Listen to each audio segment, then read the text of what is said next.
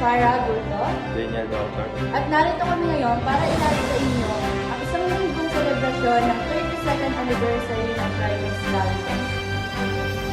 Ngayon, bago ang lahat, istorya muna tayo kung paano nabuo ang Trimex. Ang Trimex Colleges ay nagsimula noong 1994 bilang Trimex Computer School sa Biñan, Laguna sa pangunguna ni Miss Flor Delis A. Constantino. Ang tagapagtatag ang nanguna sa mga operasyon ng Trimex kasama si Miss Rachel C. Cruz. Noong una, ito ay isang franchise lamang ng Datamex na nakatuon sa technical vocational training upang suportahan ang lumalagong industriya sa rehiyon ng Calabarzon. Sa paglipas ng mga dekada, unti-unti ito nagbago mula sa pagiging isang simpleng computer center tungo sa pagiging isang ganap na kolehiyo na nag-alok na ngayon ng mga kursong tulad ng Criminology, Business Administration, Information Technology at iba pang kurso, kasama na rin ang Senior High School. Sa pagdiriwang ng ika-15 anibersaryo noong 2019, napatunayan ng paaralan ang katatagan nito bilang isa sa mga pangunahing institusyon sa kanilang komunidad. Sa ilalim ng pamumuno ni President Rachel C. Cruz, patuloy na pinapaganda ng kolehiyo ang kanilang mga pasilidad at pinapanatili ang akreditasyon mula sa CHED habang nakatuon sa pagbibigay ng dekalidad na edukasyon akma sa pangailangan ng iba't ibang industriya. Ngayon, ang selebrasyon ng ika-32 anibersaryo ng Trimex Colleges. Ngayon, 3 dekada na pagsaya, serbisyo at pagtubog sa mga estudyante. Iyan ang tatak Trimex. At para sa ating anibersaryo, hindi lang basta selebrasyon ang handog namin, kundi isang buong litong saya. Tama ka dyan, Doktor. Ngayon naman, pangunahan ni Junriel ang opening sa Santa Catalina na ginaganap ngayon.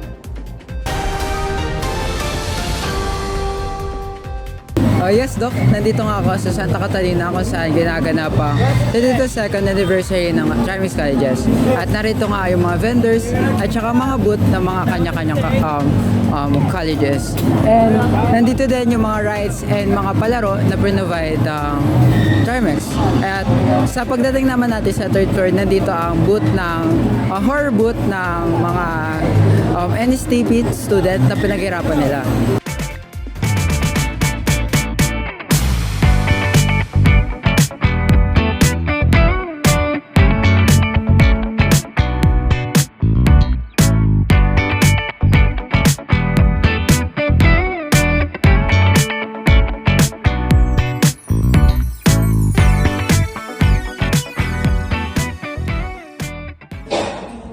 Maraming salamat, Junriel. Kasabay nga nito ang kaganapan sa peryahan na pangungunahan ni Thunderball. Ngayong araw, March 11, 2026, naging tayo sa Santa Catalina College upang makiisa sa pagdaraan sa 32nd founding anniversary ng Trimex Colleges. Dito makikita natin ang iba't ibang palaro at rides gaya na lamang ng Caterpillar at Barricade. Tara, samahan niyo subukan natin ang bike.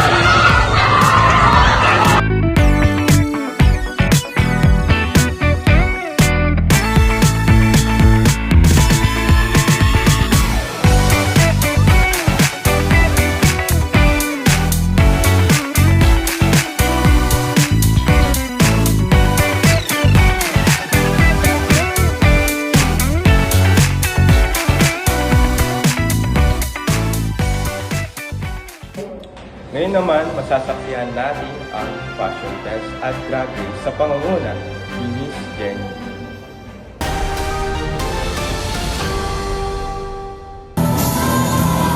Ito nga, Doc, makikita sa likod ko ang Fashion Fest na nagaganap dito sa second floor ng Pavilion Mall.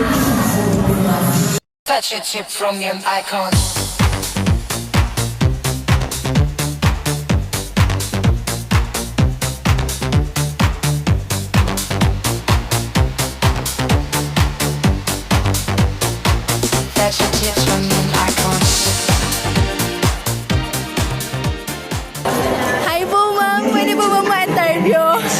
So, ano po ba yung experience nyo? Ano po yung masasabi nyo patungkol sa Fashion Fest na nagaganap ngayon? Talaga naman pong nakakaaliw kasi sobrang nag-iinit yung puksaan ngayon tapos ang gaganda po nila. Fashion chips. Fashion chips. Fashion tips from Yan Icon.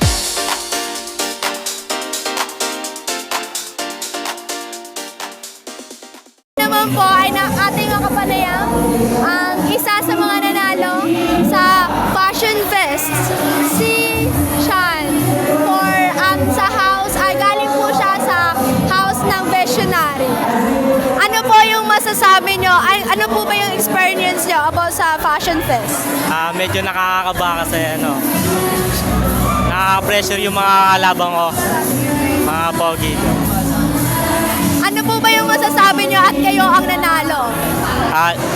Gusto ko nagpapasalamat sa Fashion Fest ngayon. Maraming salamat po sa inyo. At ito na nga, Doktor. Ngayon nyo maaaring makikita ang mga kabataan na magkaisa pagdating sa mga palarong inihanda ng mga officers ng CBA. Ito ay pamumunahan ni Aaron Garcia. Araw, narito tayo sa College Training Center kung saan ginaganap ang pangatlong araw ng Foundation Day. Isa sa rooftop, saan may 4 na palaro dito. First is Price is Right, then Top Clash at Game Ka Na Ba, and then last first Multimillionaire. So ito ang mga kaganapan sa palaro.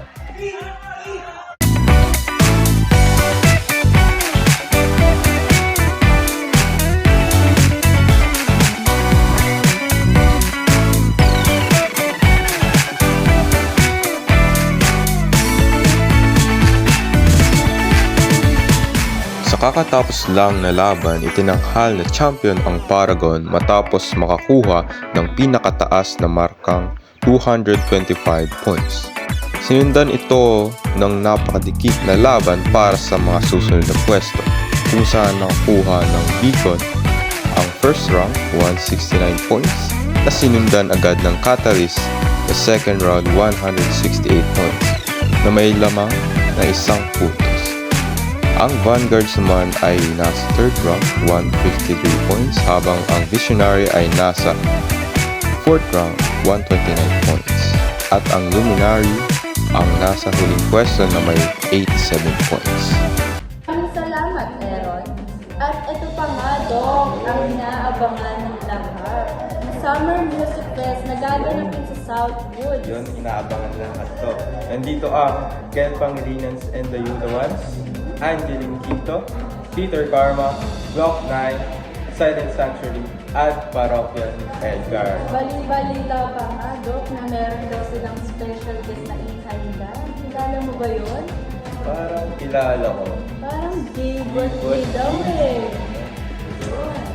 Ngayon, matutunghayan natin sa pag-airport ni Beltran sa Southwood City Terminal Terminal.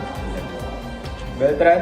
Magandang umaga, nandito kami sa Festival Mall kung saan ginaganap Music Fest at nakikita nga natin sa akin likuran ng mga tao at pagdating ng ilang mga oras pa ay may mas dadami pa mga tao dito at babay kami sa mga ilan pa mga ganap sa araw na to.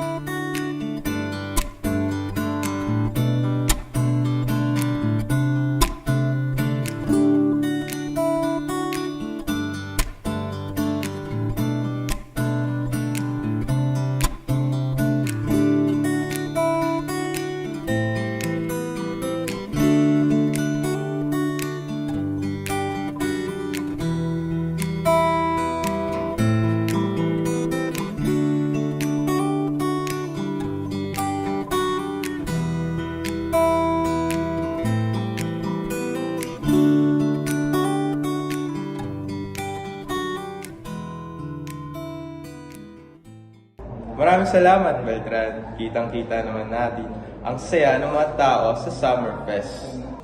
At dito na nga kami nagtatapos. Muli, ako si Farah Agulto.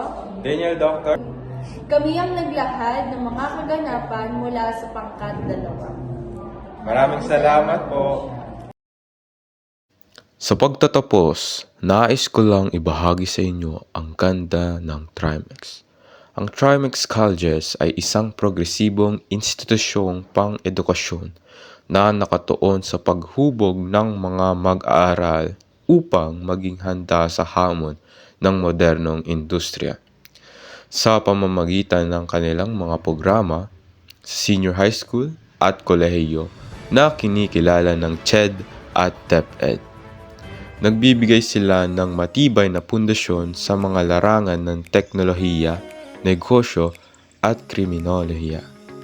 Hindi lamang akademikong kaalaman ang kanilang prioridad, kundi pati na rin ang paglinang ng mga teknikal na kasanayan sa tulong ng mga kursong rehistrado sa TESDA, kung saan ang mga estudyante ay sumasailalim sa hands-on na pagsasanay upang makakuha ng national certificate na kailangan sa lokal at international na trabaho.